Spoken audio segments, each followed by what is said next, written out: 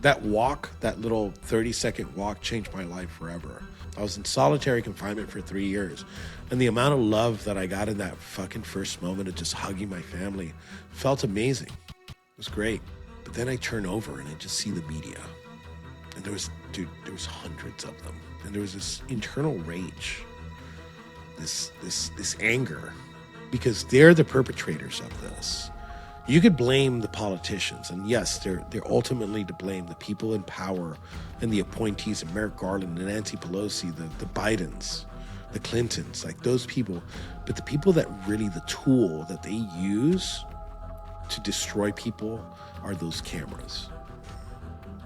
Because they convince people, they desensitize people, and they're like, oh, Enrique Tarrio, he's a fucking Nazi, he deserves to die.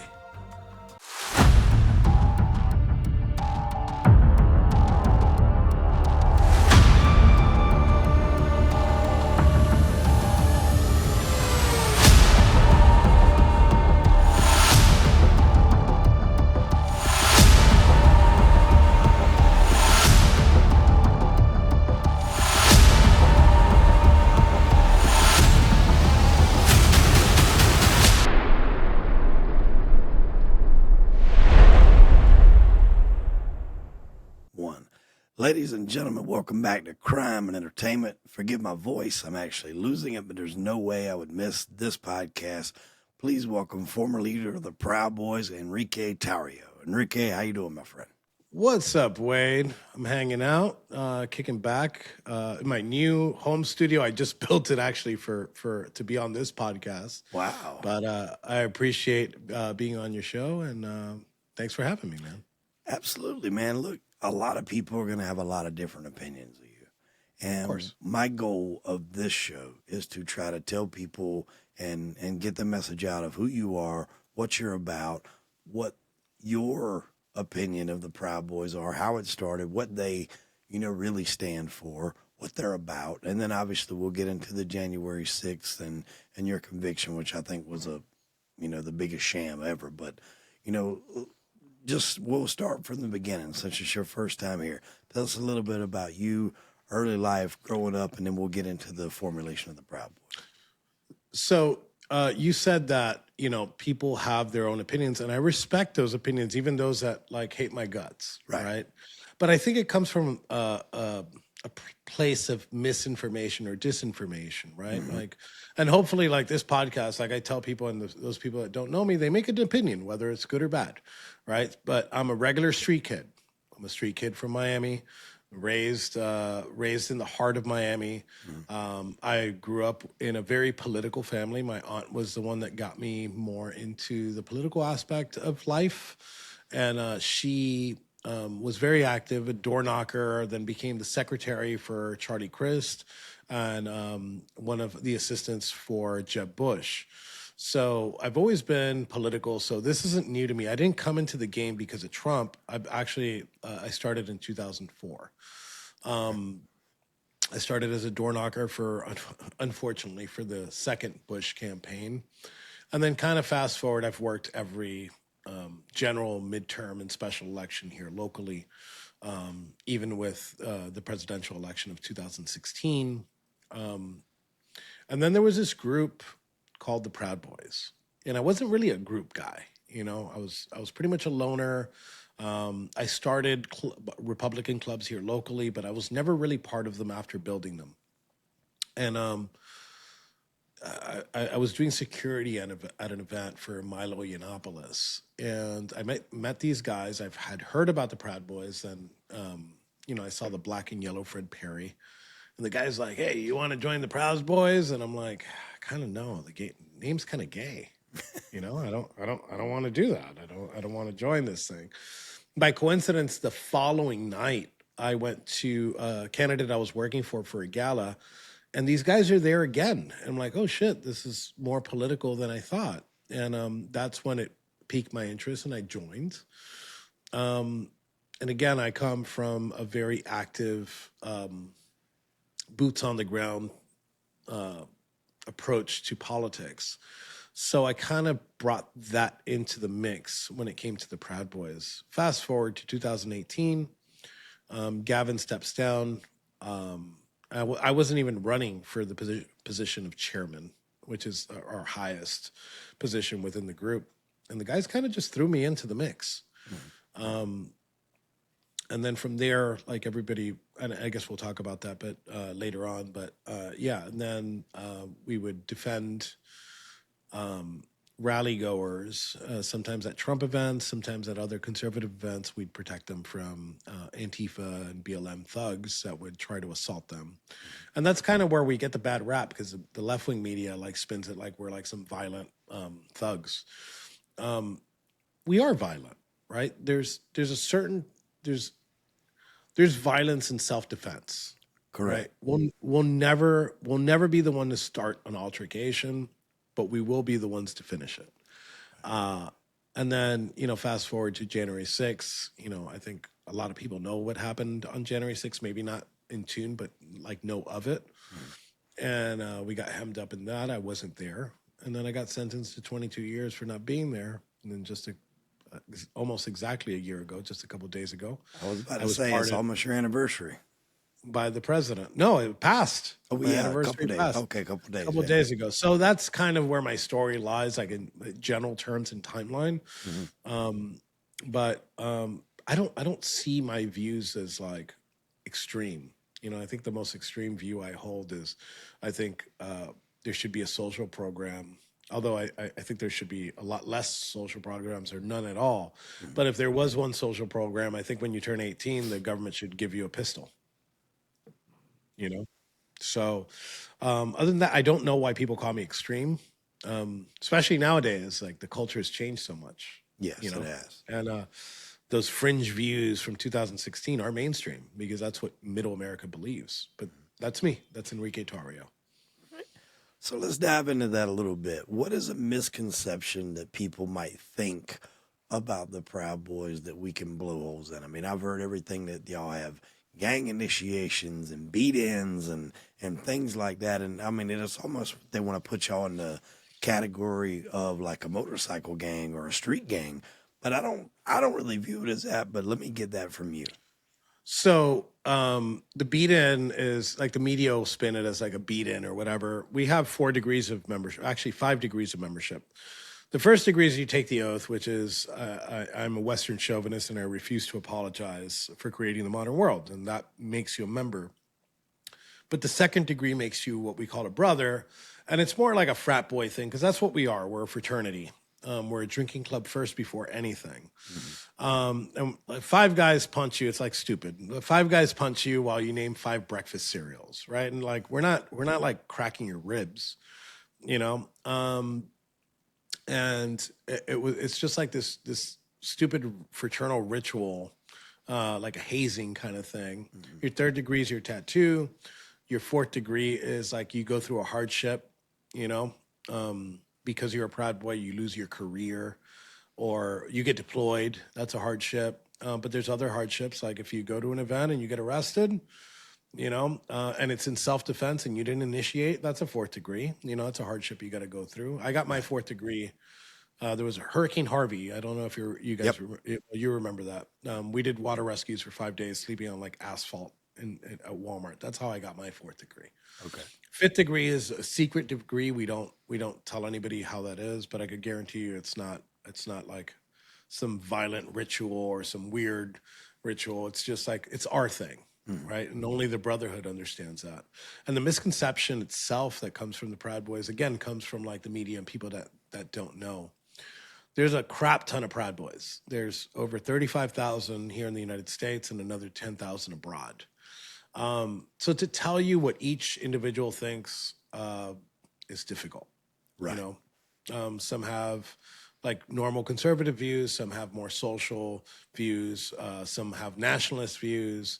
For the most part. And we're not really a political group, The things that you see on the street is just like about like 10% of the Proud Boys like doing that. The other 90% really likes just going out and drinking a beer with the boys once a month. And that's the only requirement too. You don't got to go to a rally. You don't even got to get your 2nd degree if you don't want. We're not putting any pressure on anybody to get their 2nd degrees. But for the most part, I think that's where the misconception comes in is that we're a monolith and we all think alike, and none of that's true. We don't think alike. As a matter of fact, I don't get along with half of my guys, and half of my guys don't get along with me, and they're not necessarily the same group, Right. So one thing we're not is like we don't police like ideology. Right. If you have too much of extreme views, the club has this thing where it kind of like naturally grinds you down. Um, it's just a bunch of boys that like drinking and love Western values. Okay. Now, you made a great point earlier. You said there's violence and there's self-defense.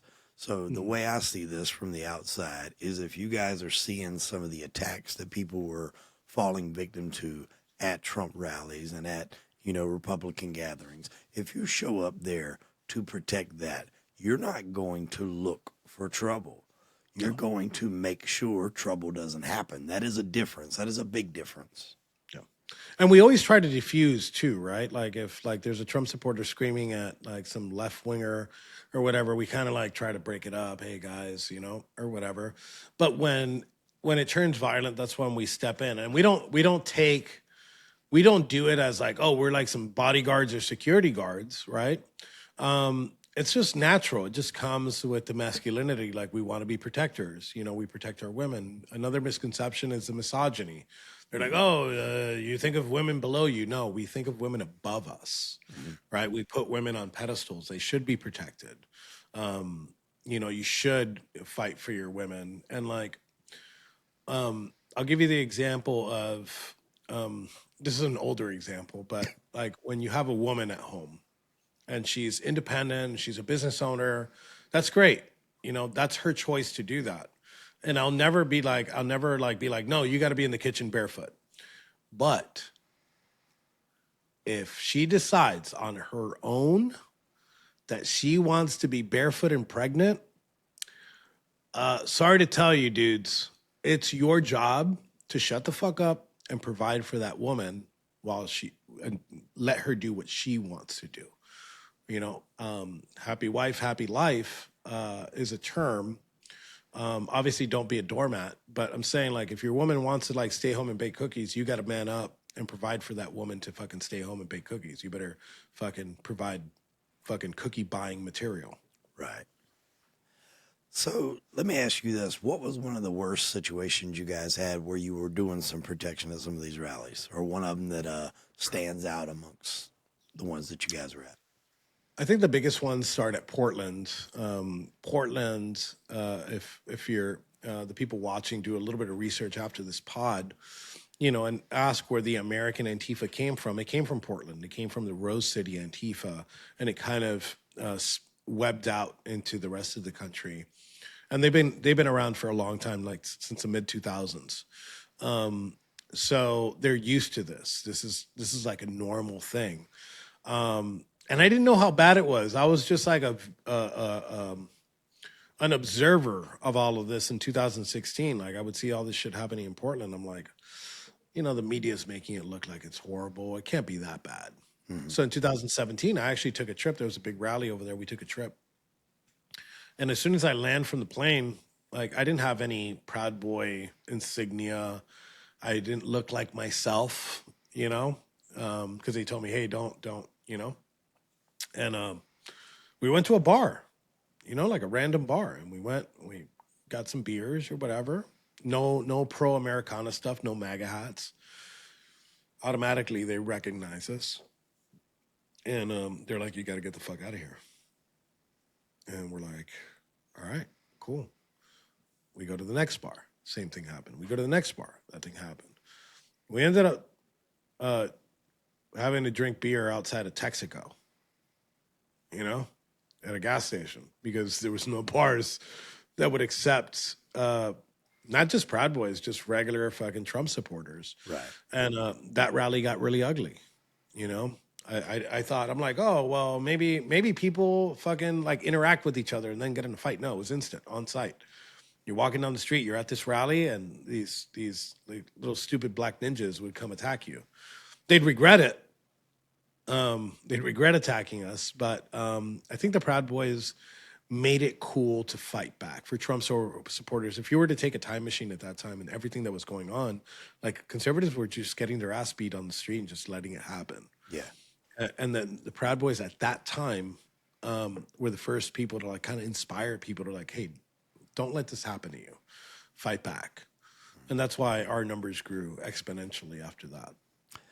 I think more people got involved, my opinion, in politics when Trump started to run than any time ever before. I personally paid a way more attention to it when he started to run because to me it was an out of the box. I mean, I think to a certain degree, presidents are going to always there's going to be backroom deals, side handshakes that you don't see. But when Trump took over or when Trump ran the first time, it was such a fresh look to me of somebody that I didn't think could be bought with a backroom deal. He knows how to make money. And I was a big proponent of him to win his first race. I mean, the second one, third one as well. But I definitely latched on to politics way more than I ever had. And I think a lot of other people did too. What do you think it was about Trump that drew this much hatred and criticism to him running? Because you had never seen anything with a race like this before. Even when Obama ran, there was not this big of a deal just because you had a black president that was about to, in the race. What made Trump have this effect on the world? Let's start with the obvious is that he's never held office before. He's never been elected. He's never he wasn't your typical run-of-the-mill politician. And I'll tell you this, in 2012, I don't have Facebook anymore, so I can't show it. But in 2012, he was thinking about running. It was all over the news. Oh my God, Trump's going to run. I remember I was at NASCAR. I was in Miami Homestead Motor Speedway. And I take this picture with this giant American flag. And like I put like Eagles, patriotism, fucking beer. And I put Donald Trump, right? Because I saw it. I'm like, this guy's out of left field. He doesn't talk like your normal politician. He doesn't sound like he's bullshitting you. Correct. And you can't buy a man that can buy whatever he wants, and I think when he decided to run was at the White House Correspondent Dinner. I don't know if you remember this. Yeah, they were breaking his balls really bad. Yeah, and Obama was cracking jokes, and like everybody was laughing. Like even Melania was laughing. Yeah, and he was dead. He was like dead serious. And I think that's the moment he said, "Fuck this, I'm running." Right? And he was different. He came in with a message, and you always got to read the message from politicians. So even with Trump, right? And he said, "I'm going to build a wall." Right? Wow, this is outrageous. What do you mean build a wall? How crazy is this? And then you think about the concept. You're like, okay, wait, that would be a good idea. But what's the underlying problem? It was immigration, right? And it wasn't like some xenophobia like the left wants you to believe. It was we have an immigration problem. Every problem that we have in the United States, whether it's economical, whether it's some type of policy like local policy, is all downstream from this one problem that we have, and it's called immigration, right? Illegal immigration. Our foreign policy was all fucked up because of it. And he was like the first one to really outline this. And it's crazy because what he was saying was what Democrats were saying all along, what Obama was saying. We got to deport him. As a matter of fact, the deporter in chief is Obama. Yep. Right? But now suddenly it became wrong. And I have Cuban parents, right? English is my second language. And something that people don't remember, this happened on January 17th, 3 days before the first inauguration of Trump. So Obama signed a whole bunch of executive orders, and one of them was to take out that wet foot, dry foot policy for Cubans. Mm-hmm. And, I remember being happy about it, but immigration was the number one polarizing topic when it came to the 2016 election. And Democrats took the side of deport no one, and Donald Trump took the side of deport everybody. So why would Obama do that, right? Why would Obama go against his central platform of pro-immigration, pro-illegal immigration, 3 days before the inauguration of Trump, and because Cubans are extremely right wing and extremely anti-communist. But that's not the kicker. The kicker is, where do they usually land? They land in Florida, Yep. a swing state at the time.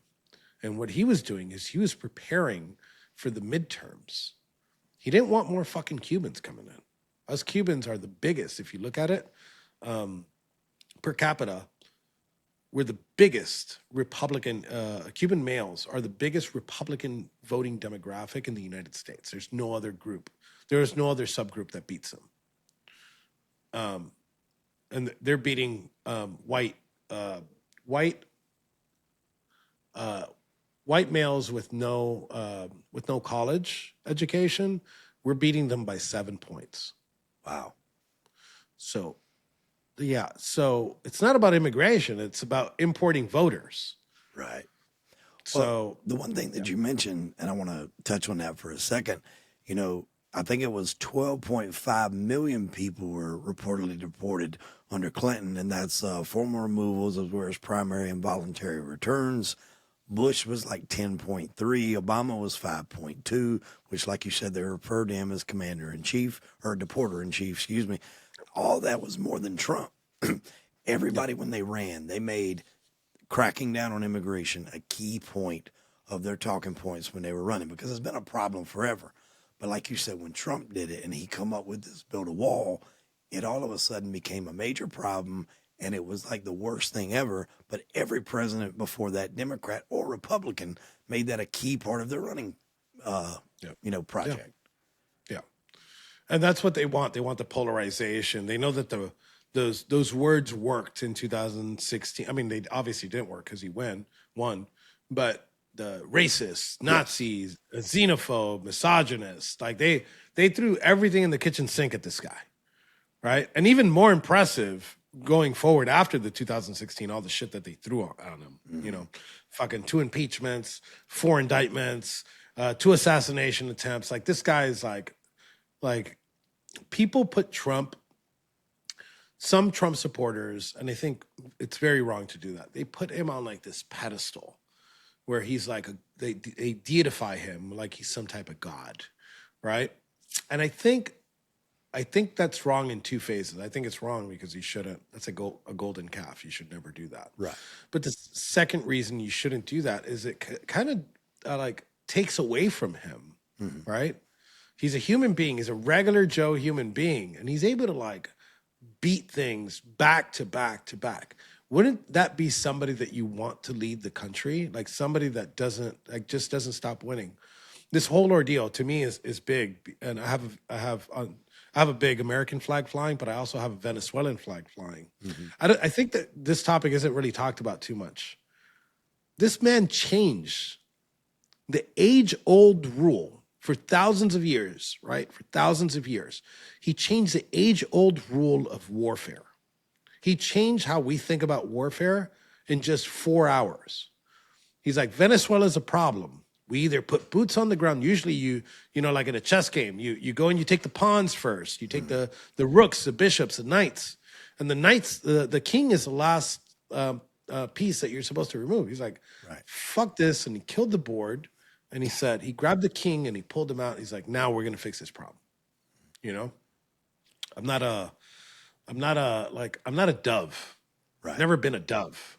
I'm a hawk when I need to be, and especially on the Western Hemisphere. Like, I don't give a shit what happens in the Israel-Palestinian debate. I have nothing against like Israel. I know a lot of people just like focus Israel.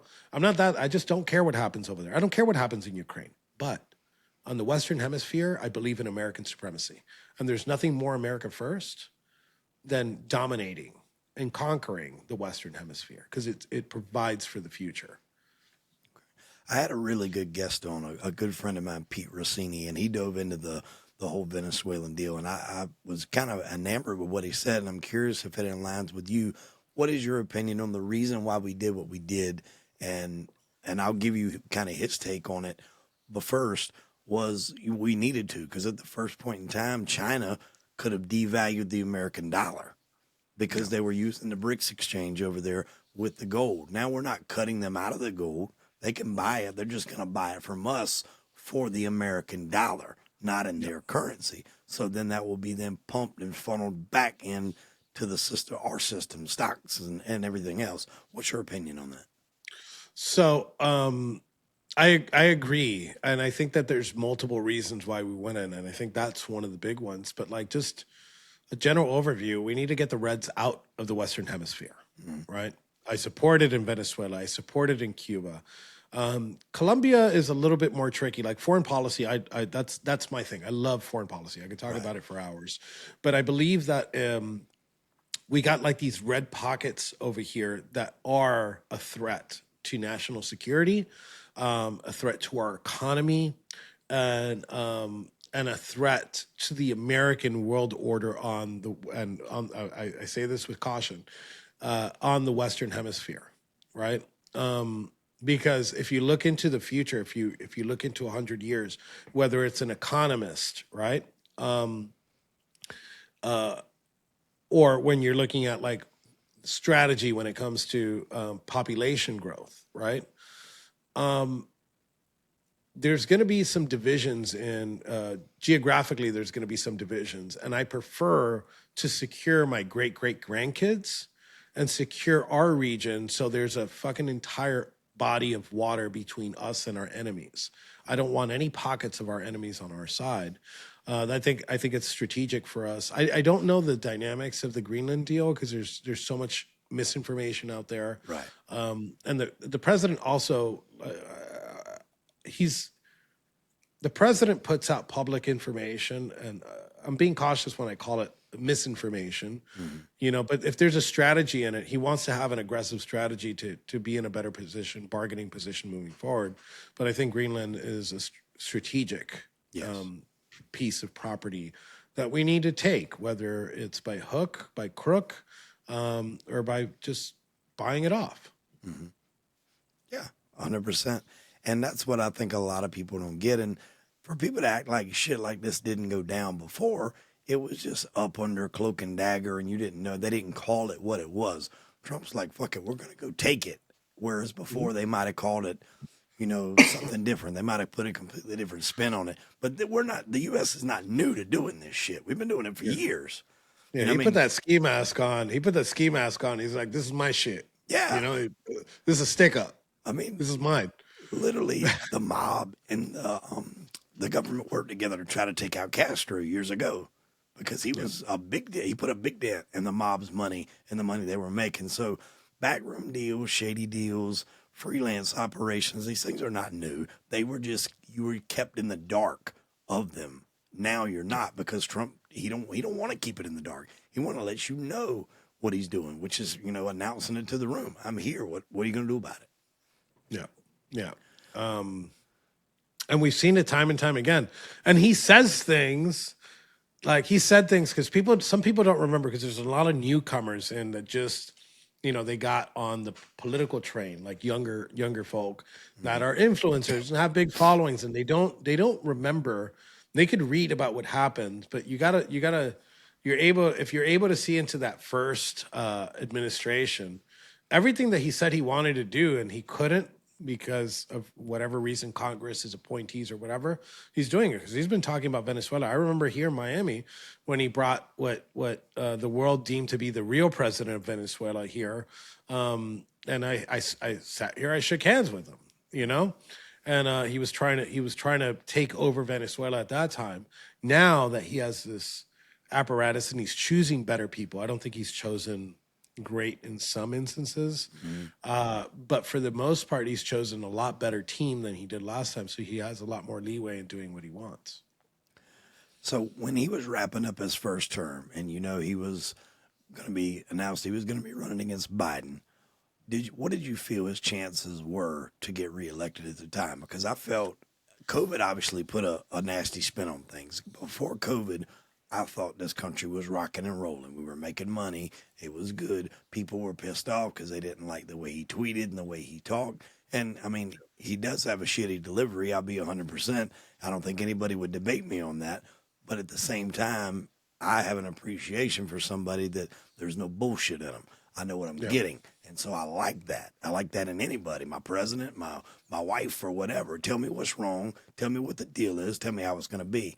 How did you think it was going to play out going into COVID at the end of his first term? So as a person that's worked elections before, you look at multiple factors, right? There's a polarizing factor. I ran for Congress in 2020. I had to drop out because of COVID because my strength was my ground game. My strength was fundraising, and both of those got fucking knocked out. COVID didn't let me knock on doors, and the credit card processor stopped me. But I've been doing this. I ran 2 campaigns, one successful, one not successful in 2010 and 2012. I was a campaign manager. Okay. And you got to look at all the dynamics. So you had the polarization thing. When you have a polarized candidate, someone like Trump or somebody like Laura Loomer, right? You'll get a lot of people that'll come out because it's Laura Loomer, but you'll get a lot of people to be like, fuck, I hate Laura Loomer. I hate fucking Donald Trump. Let's come out to vote. So there's an energizing factor that you need to just bring out your voters. But then, like you said, there's COVID, people that were struggling, people that were like, fuck, it's under Trump. It's Trump's fault. You know, whether they're ignorant to, like, he didn't have control of COVID or not, they were going through a bad time. Right. But I gained a lot of steam with Trump. Like, I saw the energy. I saw more energy than I saw in 2016. More people showing up, more door knockers showing up, more organizing at the time. And I'm like, it's impossible for him to lose. You know, I would see the events. I would see the rallies. I would see the organizing from local groups. You know, Florida did amazing. But maybe I was only looking at Florida. Right. Right. But then, you know, something happened where, you know, you're watching the election. I was in D.C. at the time. I got stabbed that night. But I was in D.C. that night. And I remember, like, starting the day off really happy and then the afternoon really happy. And then something like the energy just kind of got sucked out because you're seeing these numbers come out of nowhere. You're like, wait, how's he winning here if voter registration's higher for Republicans here? So something was off. And, you know, the next day Fox called it. Fox called the race for Biden and, you know, shook our world. And I said right after that, it was like November 12th, I put a post up on Parler and I said, if Biden is allowed to take office, the Proud Boys will be the fuck dolls of the government and we will be in chains. I said it. You know, I was right. Yeah. I was right. At this point, had they began debanking y'all and stuff like that, or that hadn't took place yet? Oh, that was very early on. We're one of the first ones. It was us and Alex Jones. What they did is I had a huge following on Twitter with a blue check. Yeah. And, you know, the blue check was very coveted at the time. Right. It's not, you couldn't buy it like you do now. And it was only given to like certain accounts. The Proud Boys account had it and my account had it. And that was my outlet. That was my outlet in social media. It was my voice, my biggest voice, my loudest voice. And I wake up one day and I got my Facebook, Instagram, and Twitter banned. It's almost like Jack Dorsey and Mark Zuckerberg woke up, had a coffee shop meeting, and said, we got to ban this guy. So I was knocked off. I was debanked in 2018. I was knocked off of all like the Cash App, PayPal, all that shit. Wow. And you go ahead and you fast forward. You were knocked off Twitter as well, right? In 2018? I got knocked off Twitter in 2017. Okay. In March of 2017. I was one of the first ones to go with Alex Jones. A little bit later, but yeah, I was one of the first ones to go. And they went through finances. It was nonstop. So it was the Proud Boys are always like a precursor because they were such an easy target because some conservatives don't care. They're like, oh, well, fuck the Proud Boys. I don't care if they lost their account. Mm-hmm. And 2 years later, they lose their account. They're like, oh my God, it's such a tragedy. Well, why the fuck didn't you say anything when we were getting banned, you fuck? You know? But yeah, And that cancel culture, I got to be thankful for it because it's kind of what brought us that new culture, like fuck Right. canceling. You know, that's 'Cause- why. Look, I don't agree with him, but I think he's very intelligent, and I think that like he's he's a product of that system. Nick Fuentes, Mhm. right? Like he doesn't care, you know? Ban me. You're just going to make me stronger. And he's a product of it. And he's been able to rise through it. And he's like the Proud Boys, Nick Fuentes, like these people that you typically don't agree with. I think most conservatives agree with the Proud Boys, but um, it's amazing to me that they're able to get such traction and they use that negative energy and turn it into a positive. Mhm. So you have, yeah, I have massive respect for the guy. I don't agree with it, but I have massive respect with the guy. I'd actually love to have him on the show. Yeah. I know when you did lose your Twitter, it wasn't too long after. Maybe it was a couple months, but you had a pretty heated screaming match with Pelosi in Coral Gables in Florida, right? Yes, I did. Yeah. I was. We were door knocking for DeSantis, and then after we door knocked in the primary for him, we wanted to follow DeSantis's opponent at the time. Um, And in that mix was a couple of congresswomen that were running, and we went. Nancy Pelosi was there, and I shouted her down. I called her a fucking communist. I did a whole bunch of shit. There was no physical contact. I didn't swing at her and miss. I just called her names, and then the media took that the next day and was like, "Oh my god, these violent Proud Boys!" Like I called you a fucking communist, lady. You're a Yeah. politician. You should have more balls, a little bit like a thicker skin, and she didn't. And then we followed. I don't know why I can't remember the guy's name right now because we destroyed his entire career. Um, the guy running against DeSantis was an Obama prodigy, and we were following him around Florida nonstop. We were bullhorning all his events, kind of just being a bunch of little dicks. But while we were doing that, a couple of people, two that weren't related, came up to us and it's like, "Hey, do you know this guy like bangs gay hookers?" You know, and I'm like, no, it's impossible. He's a younger black dude. He doesn't look he's not an ugly guy, right? I'm like, there's no way that this guy's got a beautiful wife. How is he? What are you talking about? Male prostitutes or whatever. But then we found the second person that said the same thing. We're like, me and my buddy Jacob were like, maybe there's some truth to it. Let's do some research. And we did some research and we found out that there's a couple people that have said this. Um, I can't remember his fucking name. I don't know why I'm drawing a blank. But um, lo and behold, he came to Miami. He was from Tallahassee. He came to Miami, and he was at a wedding, and he leaves the wedding with his wife. He leaves his wife and kids behind at this wedding, and he orders two male prostitutes and starts smoking meth with them and ODs and calls Miami Beach police. And that was at like 1 o'clock in the morning. And through my investigation, I found the pictures. Mm.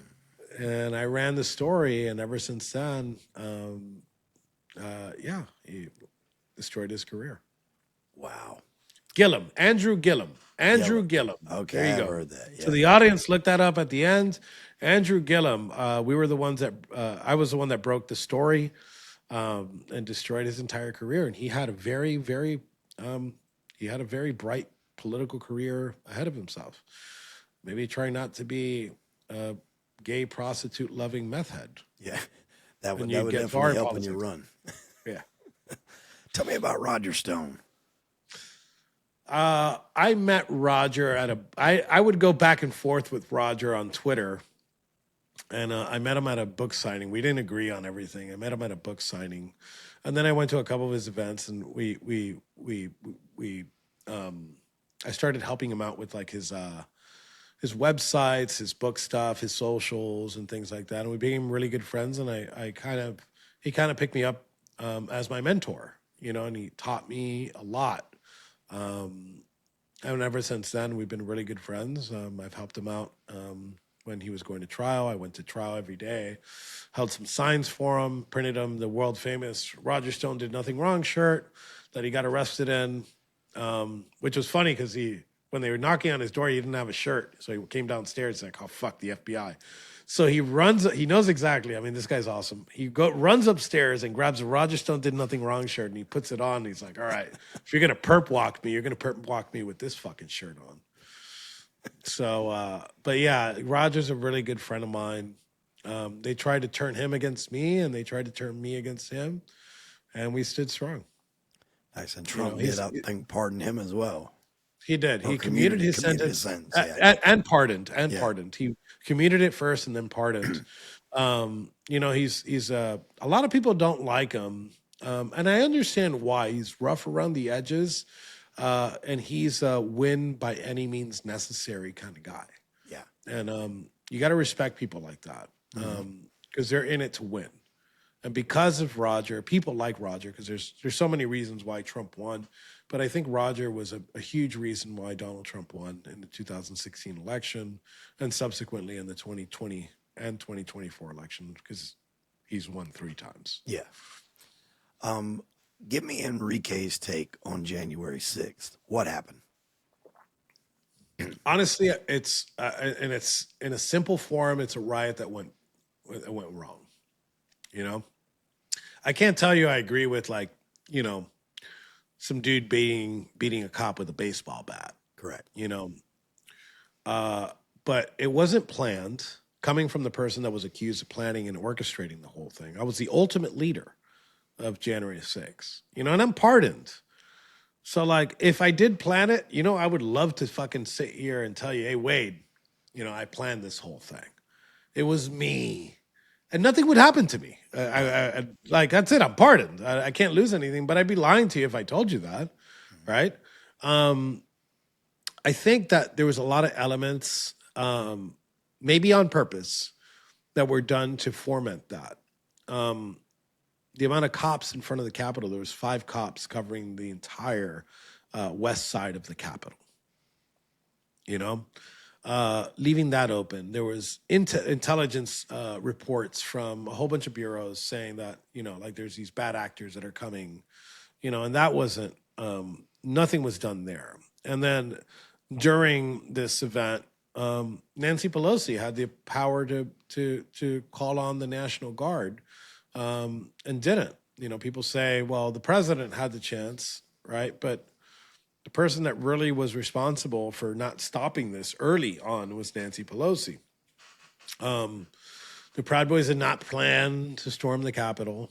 There's even through our evidence, right? People are like, oh, well, you got convicted of January 6th. Yeah, by a fucking jury that hates our guts and said that they hate our guts, and the judge still sat them down. Yeah. I always make this example. I love doing left-wing shows. I love when the person hosting the show is a left-winger because I just love destroying them because they're like, oh, it was a jury of your peers. And I'm like, well, these people didn't like me. So I always throw it on their little SJW tip. And I'm like, well, look, these courts in, the 50s and 60s in Alabama sentenced a whole bunch of black people to death. And it was an all-white jury that said that they hate fucking N-words. Yeah. Right? And they truly hated him. So I guess you're okay with that too, as a member of the jury. And they always say no, but magically it was cool for me to get convicted and sentenced to 22 years. Which again, I thank Nancy Pelosi, I thank the judge, I thank the prosecutors because they made it so outrageous, right? Because if they would have just none of us would be talking about this if the Biden DOJ was like, all right, let's get all these people for fucking trespassing. Make them fucking clean the National Mall in orange, embarrass them, Make them clean. Nobody would be bitching and be like, all right, dude, listen, you went in there, you wanted to be a little rebel, so you got to pay the price, you got to pick up some fucking garbage, cut some grass. Nobody would be bitching about it, but that's not what happened. They got trespassing and they turned it into a 20-year felony. Right. Right? They made it a crime to sit in a hotel room, eat pizza and watch the news, which is what I was doing during January 6th. You know, if you weren't there in DC on January 6th, me and you probably found out about what was going at the Capitol around the same time. We were going through social media. You're like, oh, this is crazy as fuck. And I was giving my commentary. I'm like, holy fuck, this is crazy. Yeah, fuck yeah, keep going. Fucking kick their ass. You know, whatever. Look, everybody was fucking, half of the country was celebrating what happened there. Does it mean half the country should go to prison? No. I believe if you trespassed, fuck, you should get a trespassing charge. Even though there is a kind of like a funky thing about trespassing at a Capitol that didn't have signs and is usually open. But I'll give him that. Give him trespassing. If you assaulted a police officer, get hit with assault on a police officer. Depending on the extent of the injuries, fucking give him the same time you give everybody else. All right? If you broke something, destruction of property, fucking make him pay for it. Give him whatever it is. If it's over $1,000, give him a felony. If it's under $1,000, give him a misdemeanor. But that's not what we saw across the board. You're giving people multi-decade sentences for not touching anybody. All those charges I was pardoned of, none of them were violent. Yeah. You know? There was no assault on a police officer. You know, I think the craziest charge we got obviously was sedition, but below that was like interfering with a police officer. You know? There wasn't like, oh, assault on a police officer. Oh, assault and battery with a dangerous weapon. No, it's like you interfered with a cop and you stopped the certification election. Here's 22 fucking years. 22 years and you weren't even there. Yeah. Where were you at? I was in a hotel in Baltimore and I was lawfully following a judge's order not to be in DC because I got arrested. The reason why I wasn't there, I got arrested on January 4th for burning a Black Lives Matter banner.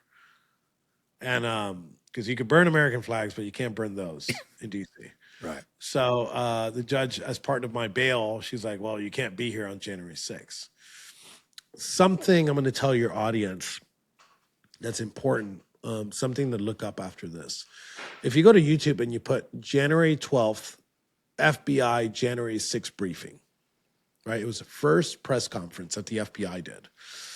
And after they did their monologue, they opened the floor to the question and they called on the first reporter. And the very first question that reporter asked was, what did you guys do to prevent this? And the very first answer from the FBI is they said, we arrested Enrique Tarrio, which number one is false. I was arrested by Metropolitan Police Department, but there is some truth in there.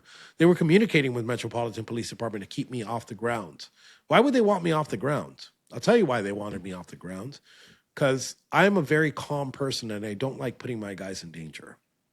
If you look at my history of events and organizing events, they've always been safe. I've gotten all my guys home. Nobody's hurt. Nobody's bleeding. Nobody's arrested. I would have seen it coming from a mile away, not because I got like some third eye up here, but for one, scheduling would have put me at that very moment. It would have put me on the opposite side of the National Mall by the Lincoln Memorial. And two, if we would have heard about it, we probably would have ran over there. But it wasn't just me with a very known face. It was Joe Biggs and Ethan Nordine. Right. And I would have told them, hey, look, let's not cross over here because if they're going to arrest somebody for something, it's going to be us first. Mm-hmm. Right? So I would have stopped at least the Proud Boys from going in. I'd even argue that if the Proud Boys were at the front line with me there, I think we would have stopped a lot of people from going in because the breach happened in this little corridor, right, with a fence on it. And I think that we would have been able, usually we stand between, the crowd and whether it's like cops or Antifa. And I think there would have been a barricade. So there's something to say there. Maybe I think that we would have stopped the whole thing. I know I'm being a little bit like, oh man, no way you didn't stop anything. But I think it's possible. Yeah. So you think it could have been a little bit of puppet work to make sure you weren't on the grounds? I mean, they admitted to it. Yeah. They admitted to it on January 12th. I was literally in I had ordered, I went out, I went across the street. I had this electric skateboard that I use in DC all the time. I got on the electric skateboard. I'm fucking skating because I needed to get a new phone because they confiscated my phone. So I went and I bought like this phone at Walgreens, and I connected it.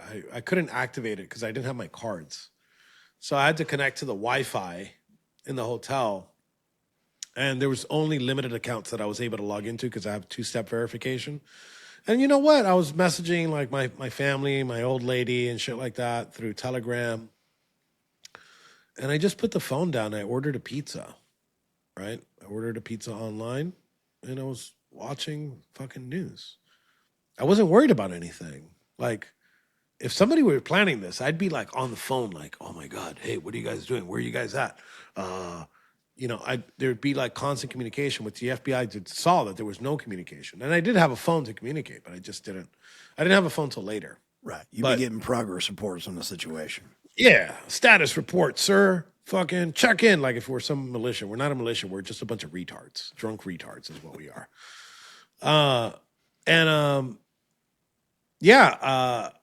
I fucking turn on the TV and I'm like, oh man, this is crazy. This is wild.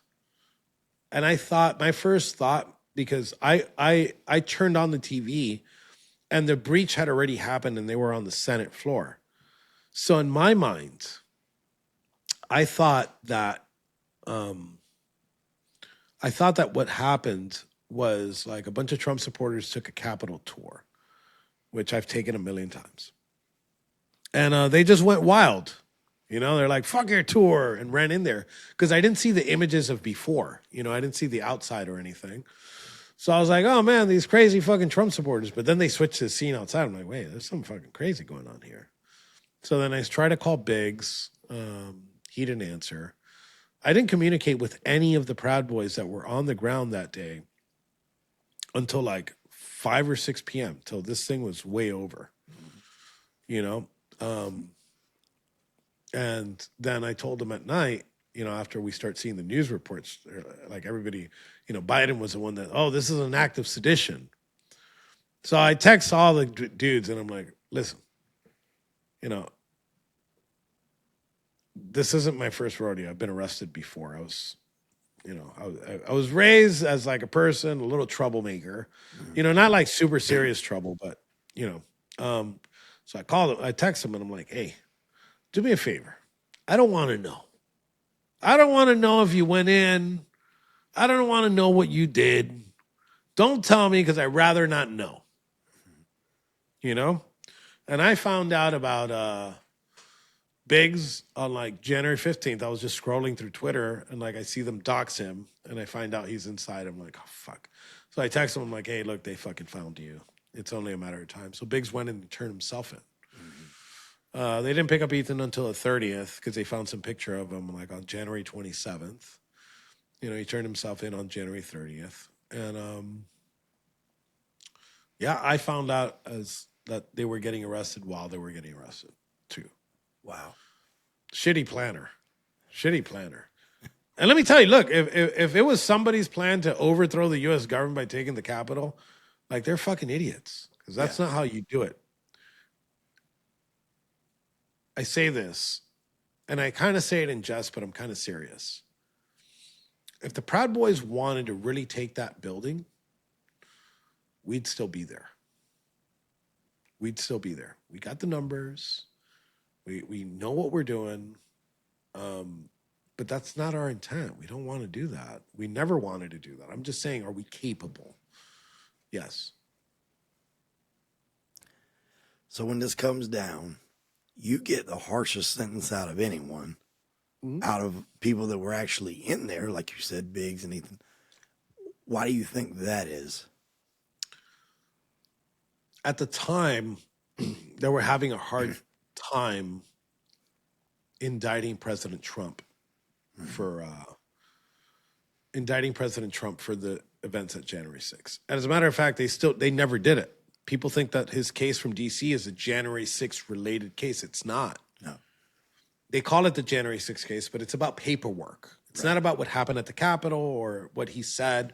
It's none of that. If you look at the indictment, it's all about paperwork and phone calls and all that bullshit. So I think that they needed heads on pikes to make an example, and they needed the most marketable indictments. So what they did with the Proud Boys and Oath Keepers is, okay, well, we got these regular grandmas from Oklahoma, this couple guys from Florida, but we don't have anything hard. We got to hit them hard. Where do you hit them? The groups. Show organization. Show it was organized. So they needed to get the top leaders of these groups, even if they were there or not, even if they caused violence or not, even if they called for violence or not, which we didn't. And we need to make an example out of them so we could stop this. And I'll tell you why they wanted to stop it. I have never, in the 25 years that I've been part of this political movement, I've never seen the right have as much power as it did during that time, right? The street power, the ability to protest successfully. The Republican Party, as I knew it back in 2012, was walkers on fucking tennis balls, oxygen tanks, right? The left was always a young, energetic crowd that was able to pull thousands of people on the streets, and the right had never been able to do that until that time. And it was really during that election time that you saw the true power and the true nature of what the right wing is able to accomplish, and that was scary.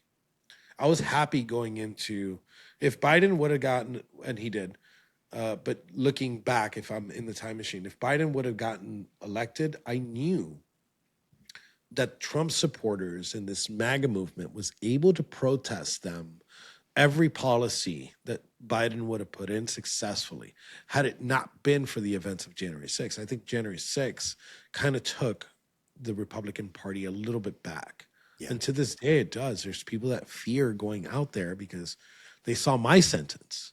They were successful in what they really wanted to accomplish is kind of slow down that ability to organize. You know how many of my guys, like I'm being dead honest with you, I love my guys, the Proud Boys, still have a huge membership, one of the largest political groups in the United States right now. And some of my guys, like, they don't want to go out. And I don't blame them, you know, because they saw what happened to me and they're like, look, I want to have a whole bunch of guys on the ground in Minnesota. Like, would I do it? Probably not, but I would love to have the ability to. I would think it's stupid. I'd put my guys in danger if I were to do that. Right. But my guys are like, bro, imagine we just go there, like 5 of us, you know, and they find out who we are, and like we fight back, and suddenly we're in a fucking prison. We're in Minnesota State Prison. Yeah, you know. So they accomplished their goal. They haven't broken up my organization at all. My organization's strong. We're recruiting. We're doing great things. It's just some of my guys don't want to go out on the street anymore. And like some in the conservative movement, like championed for us to be arrested. You know, we're never going to stop. We're always organizing. We're always in the background. We focus on like local politics right now. And you've seen us on the street in bursts, but we feel like ICE is doing their job. Right. I feel like some law enforcement agencies are doing their job, and there's no need for us to go out to do that in some cases. Do we still do it? Yes, absolutely. We don't do it in our colors, in our black and yellow Fred Perrys, but we do go out there. I've been out to Portland. I was going to go to Minnesota this week, but it was kind of like cooling down before anything. But yeah. Okay.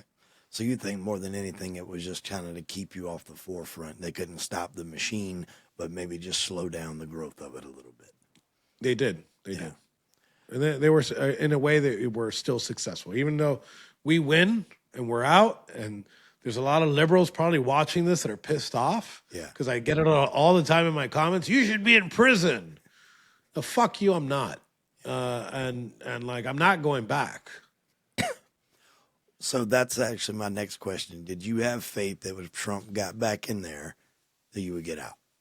If Trump got back in there? Yeah, as president. Yes, 100%. If Trump won, I knew I was going home. I'm 100% sure of that. Now, were they able to, if Trump was able to win, was another question. And it's not his ability to be able to win, it's the left's ability to steal. Right. Would Kamala Harris, which is as unpopular as she was, able to win the election? And possibility was never zero. And they were trying to push it. You know, she brought fucking Beyonce and fucking Cardi B and Meg Thee Stallion and Meg the Stallion and fucking twerking on the stage. You know, I'm like, fuck, maybe some fucking young retards are gonna be like, oh, this is gonna be great.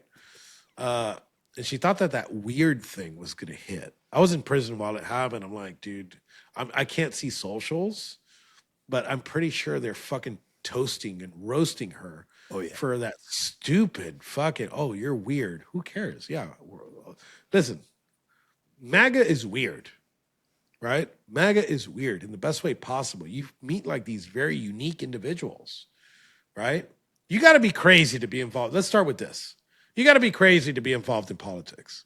Yeah. I imagine how great it would be to be ignorant, right? And just fucking do your 9 to 5, go see your wife and kids, go to the fucking soccer game, and like not worry about the world around you. Oh, you got to pay more taxes. Oh, there's a war going on. Oh shit, they're fucking killing people with a vaccine. Oh, no problem. I'm fucking at the soccer game with the kids. I would love to be that person. Problem is that once you start going into the rabbit hole, you're never coming out. Everything is politics. This control is politics. The paper towel where the trees came from, there's politics here. Everything. The devices that we're sitting here in front of you, you know, those are imports or maybe made in America. We don't know. There's politics, there's tariffs, there's so much involved in everything. And once you open your eyes to it, once you take that red pill, there's you can't vomit it out. It's here. You can't go to soccer life. You can't be a soccer mom anymore. Can't be a soccer dad. Fucking, you can't be a girl dad anymore. You know? So it becomes life. Well, ultimately, he did get back in. You did get pardoned. I know that was a big relief for you to get out and not have to serve that remaining overly harsh sentence. When you got out, I don't, were you able to follow the events with Charlie Clerk? Yeah, of course. Yeah. I was so to tell you, my plans, even a little bit before election, because my freedom day and my happiness came on election day, not really on release day. On release day, people are like, "Oh my God, you must have felt so good." Not really. My mood didn't change. I already knew I was coming out. I was already like happy. I was fucking excited. I couldn't sleep. Um, and I told myself that I was gonna go into like some sort of exile, right? I wrote this the other. I'm a big Star Wars nerd. I said I was gonna go to Dagobah, you know, and live like Yoda in a fucking hut in the middle of fucking swamp. You know, I don't want to hear from people. That was my plan. Even when I walked out of those gates, I'm like, that's what I'm gonna do. I'm gonna do that. Fuck that. I don't want to deal with people. Fuck this political shit. Fuck all this shit.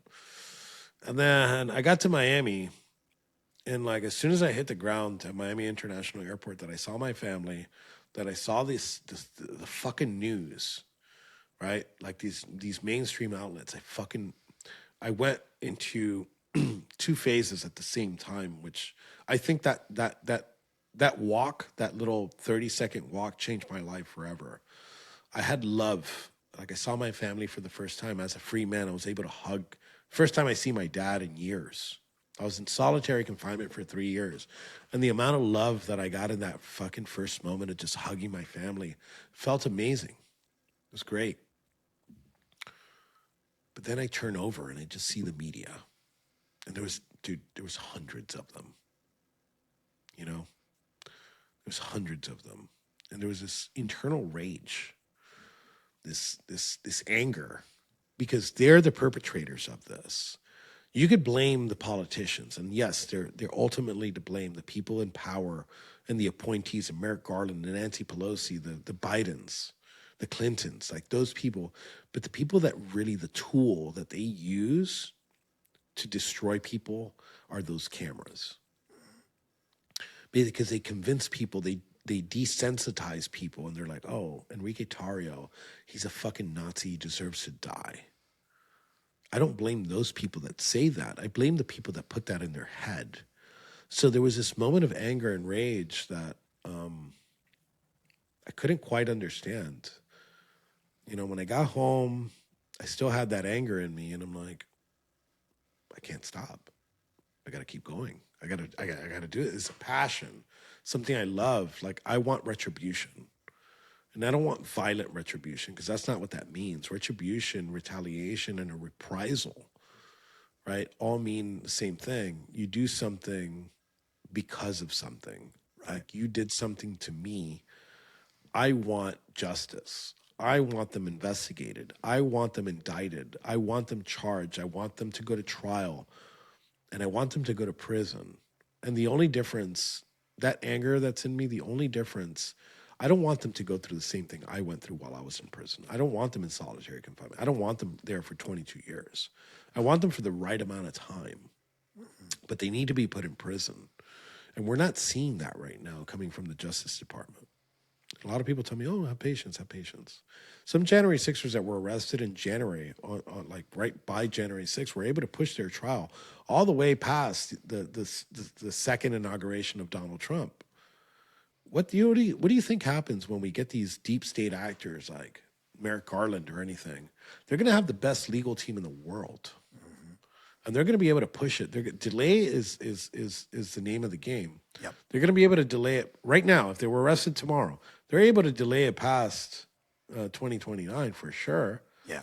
In hopes that the left steals the election again. So to those people that tell me, "Oh, you got to wait," no, fuck you. I got to wait. I waited 3 years. There's no more waiting. Don Lemon should be in prison. But if you think that I'm going to be satisfied with fucking Don Lemon, oh my God, the biggest arrest we've made is Don Lemon. Well, what happened to Comey? You fucked that up. Yeah. Like, my loyalty to the president is unrivaled. Like, there's like, and I come from a biased place, right? Because he gave me my life back. He literally gave me my life back. If not, I would have been in solitary my entire life. So I'm not talking from an unbiased. I'm a very biased individual. I'm very honest with that. I know where I stand with my values. I know who the enemy is, right? But that loyalty does not extend to his appointees. Because in order to make America great, there needs to be freedom. Without justice and accountability is an illusion. It doesn't exist. Does anybody watching this disagree that if the left takes back power in 2029 and President Trump at 12:01 on January 20th of 2029 comes off that stage and leaves that White House, how long do you think it's going to take the left to put him in cuffs? Not long. Not long. They said it. They're telling you right now. And if there's no reprisal for what they did, you guys watching this are next.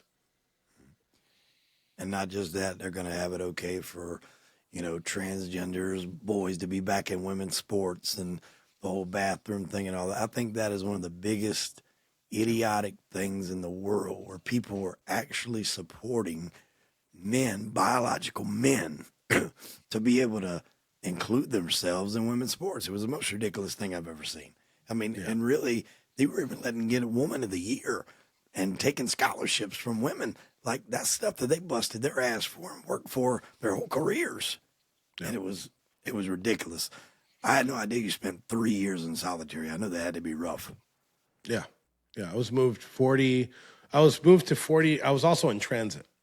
Solitary in transit the whole time. Yeah, diesel therapy. And the real name of it is called administrative transfer by the BOP. Like, Right. People call it diesel therapy, but there's an actual name for it. Right. It's a policy of the BOP. If you're problematic, they put you on a bus back and forth. And I'm not problematic. I had not a single incident report. They did this on purpose. Yeah. They do it to wear you down. Yeah. All right. Well, I've kept you over time, man. I hate we okay. went over a little bit. I want to ask this one question, and then we can wrap this up. Where do you see this going now? And Trump's when he would, in those reports, he may try to run again. Let's just say he does not. When he goes out of office, where do you see the United States going between now and when he gets out of office? And we'll close with that. Well, let's start with, Rogers taught me that win by any means necessary is a thing. If we needed a third term of Trump, you know what? I'm mashing that button, and I'm sure a lot of Americans would. I don't think that's realistic. I think going back to what I said, if we don't get justice, dude, like we're screwed. If they don't take away the filibuster and at least pass voter ID laws, at least take the filibuster out and pass voter ID, like some strong voter ID laws, we're fucked, right? I think the president's doing an amazing job. All of his executive orders are doing great things. But if Congress doesn't codify his executive orders, we're fucked. We're fucked too. The chances are we're fucked, right? That's the chances. And the only hope I have is the movement that never dies, no matter what, and in the president himself, you know. And then above all, I think God's in control, and He's going to make that decision, right? But I think our hope lies in like fucking one man and a group of misfits Yeah. that wear the red hat kids, which most people are right now. Most sane people are. So the country can only be saved by us, and we can't really just depend on the president because he depends on us. Right? Run for office now in the midterms. Fucking knock on doors for your favorite candidate. I knocked on 40,000 doors for the president. 40,000 by myself in 2016. Okay, between primaries and general, I knocked on 40,000 doors. I knocked on another 30,000 for Ron DeSantis in 2018. You know, he shouldn't have ran against the president, but he's the best governor in the country. He pushes. He wants something done. He pulls all the levers, pushes all the buttons. So, just in closing, I say this: don't just depend on the president because the president depends on you, and get off your ass. And I know that you're watching this podcast and watching this podcast and many others is very important, but like, fucking now during midterms, knock on doors, get out there, get signatures, register voters. There's so many things. Like, call your local congressman and tell them that you want to codify voter ID. It's futile, but it's a good try. But they do need to lift the filibuster. So thanks, Wade. Thanks for and you just text me. I'm on your show whenever you want. Thank you, my I friend. know I got the time wrong. I was 30 minutes early thinking. So I apologize for that. No, that's fine, buddy. I appreciate it. I know you've got hands slapped on social media platforms. Do you have anything you want to promote before we get out? Yeah, so you can follow me at Noble1, spelled out ONE, on Twitter. If you want to support me, please go to noblelead.substack.com and get yourself a paid subscription. I do articles every once in a while, and I do exclusive interviews. And look, how about this? I'll tease it on this episode. I'm working on signing a really fucking cool interview. It's gonna be over the top, and it's gonna be crazy.